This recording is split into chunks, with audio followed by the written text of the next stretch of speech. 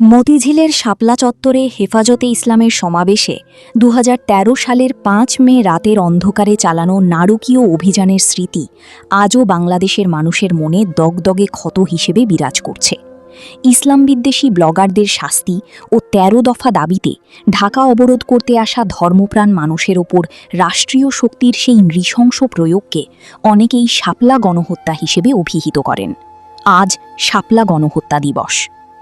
দীর্ঘ ১ দশকেরও বেশি সময় ধরে তৎকালীন আওয়ামী লীগ সরকারের কঠোর সেন্সরশিপ ও ভয়ের সংস্কৃতির কারণে এই ঘটনার প্রকৃত নিহতের সংখ্যা ও ভয়াবহতা জনসমক্ষে আসতে পারেনি।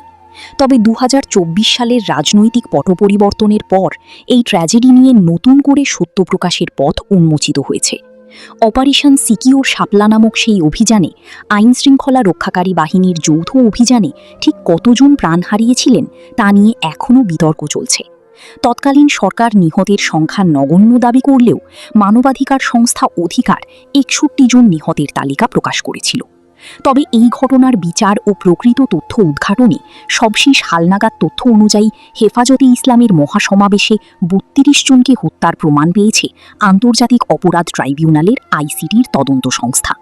তদন্ত সংস্থার পক্ষ থেকে জানানো হয়েছে, সেই রাতে বিদ্যুৎ বিচ্ছিন্ন করে দিয়ে চালানো অভিযানে সাউন্ড গ্রেনেড ও মারণাস্ত্রের যথেচ্ছ ব্যবহারে এই প্রাণহানি ঘটে, যার তথ্য প্রমাণ ও প্রত্যক্ষদর্শীর সাক্ষ্য এখন নথিবদ্ধ করা হচ্ছে। গণহত্যার এই ঘটনায় তৎকালীন প্রধানমন্ত্রী শেখ হাসিনা, স্বরাষ্ট্রমন্ত্রী মহিউদ্দিন খান আলমগীর, ডিএমপির পলাতক কমিশনার বেনজির আহমেদ, গুমে কুখ্যাতি পাওয়া সাবেক র্যাব কর্মকর্তা জিয়াউল আহসান সহ ২৫ জনকে অভিযুক্ত করে প্রতিবেদন দাখিল করা হচ্ছে বলে জানা গেছে। আগামী মাসের প্রথম সপ্তাহের মধ্যে চূড়ান্ত এই প্রতিবেদন জমা দেওয়ার প্রস্তুতি সম্পন্ন হয়েছে বলে জানানো হয়েছে। অনেক পরিবার যারা গত ১ দশকের বেশি সময় ভয়ে মুখ খোলেনি, তারা এখন তাদের নিখোঁজ স্বজনদের সন্ধানে কিংবা হত্যার বিচারের দাবিতে সরব হচ্ছেন।